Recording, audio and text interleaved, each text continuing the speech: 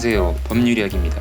이번에 준비한 내용은 유류분과 관련한 이야기입니다. 사람이 죽으면 재산을 남기거나 빚을 남기고 갑니다. 그 어떠한 사람이라도 맨몸으로 와서 맨몸으로 가지 않습니다. 자신이 일생 동안 살아오면서 이룩한 어떠한 결과물을 남기고 갑니다. 망자가 남기고 간 흔적들 중 가장 문제가 되는 것이 아무래도 남겨진 재산이지 않을까 싶습니다. 위키백과사전에는 유류분을 다음과 같이 말하고 있습니다. 유류분은 상속인이 법률상 반드시 취득하도록 보장되어 있는 상속재산의 가액을 말하며 유언자의 의사만으로 재산을 자유롭게 처분할 경우 남은 가족의 생활 안정을 해치 우려가 있기 때문에 법으로 최소한의 상속분을 정하는 제도로 유언보다 우선한다. 유류분에 해당하는 유가족은 피상속인의 직계배속, 배우자, 직계손속, 형제자매이다. 유류분산정은 직계비속과 배우자의 유류분은 법정 상속분의 2분의 1이며 직계존속과 형제자매의 유류분은 법정 상속분의 3분의 1이다. 그리고 사촌인의 반계혈족은 유류분을 받지 못한다고 정의하고 있습니다. 이번 영상에서 이야기할 부분은 유류분이 무엇이고 망자가 특정 상속인에게만 남긴 유언, 증여보다 우선시하는 유류분 소송에 관하여 이야기하고자 합니다. 유류분이 무엇인지 궁금하다면 위키백과사전에 나오는 내용을 꼼꼼히 읽어보시길 바라며 위표와 같이 너에게만, 나만 등의 이유로 상속재산을 더 많이 갖기 위하여 분쟁이 발생이 되는 경우 문제가 되는 것이 유류분 소송입니다. 이제 유류분 이야기를 해보도록 하겠습니다.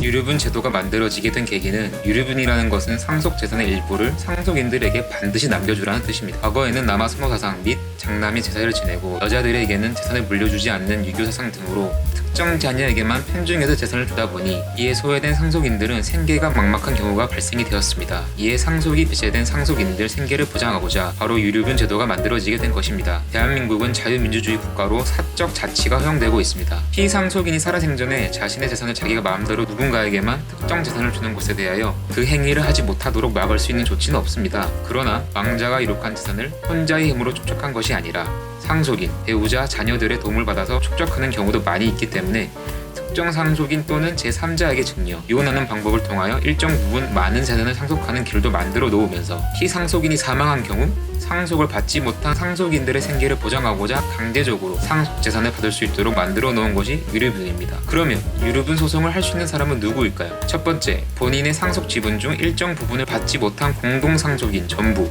또는 두 번째, 일부인 상속인이 상대적으로 많은 지분을 가져간 상속인을 상대로 청구하는 것으로, 세 번째, 유류분은 3순위까지 보장이 됩니다. 즉 유류분 청구권자는 1순위 배우자 및 직계비속, 2순위 직계존속, 3순위 형제 자매까지만 보장합니다. 유류분과 관련하여 가장 많이 물어보는 것 중에 하나가 피상속인이 생존해 있는 경우 재산을 처분받지 못하도록 막을 수 있는 방법이 없는지 물어봅니다. 아버지가 형에게, 누나에게, 동생에게 또는 내연녀에게만 집을 사주고 차를 사주고 부동산을 사주는데 나에게만 아무것도 해주지 않습니다. 이것을 막을 수 있는 방법은 없나요? 라고 물어봅니다. 만약 그분들이 정상적인 의사 능력이 없는 사람들이라면 그런 행위들을 막을 수는 있지만 정상적인 사고를 하거나 또는 정상적인 사고라고 보여질 만한 분들이라면 자신의 재산을 어떻게 처분하든지 그 행위를 막을 수 있는 방법은 없습니다. 자신은 증여 또는 상속을 받지 못하는 사람의 입장에서는 억울할 수 있겠지만 피상속인은 망자가 사망한 후에 유류분 반환 청구를 할 수 있을 뿐입니다. 그러나 망자가 사망한 후 무제한적으로 청구할 수 있는 게 아니라 유류분 반환을 청구할 수 있는 시효가 민법에 규정되어 있고 민법에서 규정하고 있는 소멸시효 기간은 10년인 장기 소멸시효와 1년인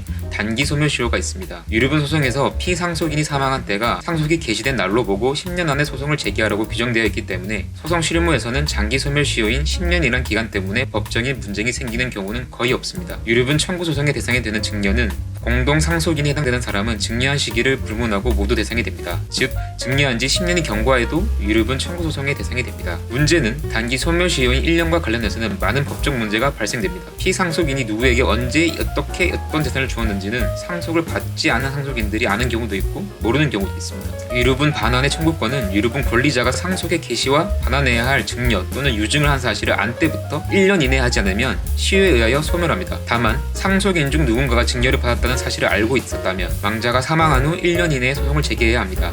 만약 1년 넘어서 소송을 한다면 소멸시효 즉 제척기간 1년 도과로 인하여 패소하게 됩니다. 정리하자면 단기 소멸시효 1년 기산점은 첫 번째, 상속이 개시되었다는 사실, 즉 피상속인이 사망하였다는 걸 아는 사실과 두 번째, 증여 또는 유증이 있어 그것이 반환 대상이라는 사실을 모두 안 때 단기 소멸시효인 1년이라는 기간이 적용이 됩니다. 따라서 피상속인 생전에 피상속인의 증여 행위를 알았다면 피상속인의 사망을 안 날로부터 1년 이내 소송을 하여야 하고, 피상속인이 한 증여를 피상속인 사망 이후에 알았다면 그 사실을 안 날로부터 1년 이내 소송을 하여야 합니다. 정리하자면 유류분 청구 소송의 대상이 되는 증여는 공동상속인에 해당되는 사람은 증여한 시기를 불문하고 모두 대상되고, 증여한 지 10년이 경과해도 유류분 청구 소송의 대상이 됩니다.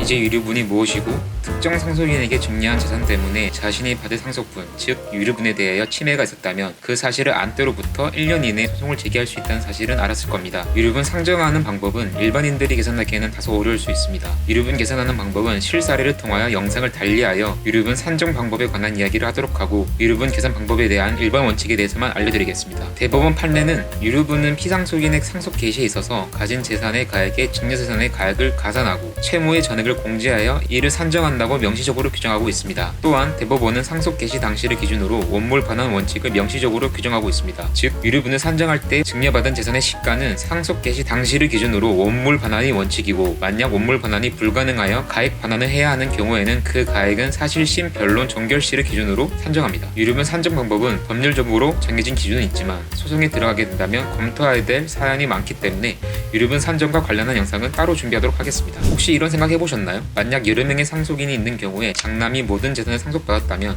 장남은 피상속인의 뜻을 이어받아 피상속인의 모든 재산을 가지고 싶어 할 것이고, 상속을 받지 못하는 다른 상속인은 자신의 상속분 또는 기여분만큼 달라고 청구할 수 있는데, 과연 누가 더 많은 상속 재산을 가지고 가는 게 형평의 원칙이 맞는지 생각해 보셨나요? 사람이라면 누구나 미표와 같은 생각이 드는 것은 어쩌면 너무나 당연합니다. 즉 소송을 제기하는 원고는 최대한 많은 상속분을 달라고 하고, 피고는 최대한 적게 상속분을 지급하려고 할 것입니다. 원고 또는 피고가 생전에 피상속인으로부터 금전적으로 도움을 받았다면, 즉 증여, 유증을 받았다면 그 부분을 상속재산에 포함시키거나 또는 상속재산에 포함시키지 않으려고 주장할 것이고, 피상속인에게 열성을 다하여 피상속인의 재산을 유지 또는 증가시키거나 피상속인을 간병하고 성심성의껏 모셨다면 피상속인은 그러한 노력을 기하였으니 그 기여분만큼 자신의 상속분을 더 많이 받으려고 할 것입니다. 그러나 대법원은 공동상속인 중에 상당한 기간 동거, 간호, 그 밖의 방법으로 피상속인을 특별히 부양하거나 피상속인의 재산의 유지 또는 증가에 특별히 기여하는 사람이 있을지라도 공동상속인의 협의 또는 가정법원의 심판으로 기여분이 결정되지 않은 이상 유류분 반환 청구 소송에서 기여분을 주장할 수 없다고 명시적으로 판시하고 있습니다.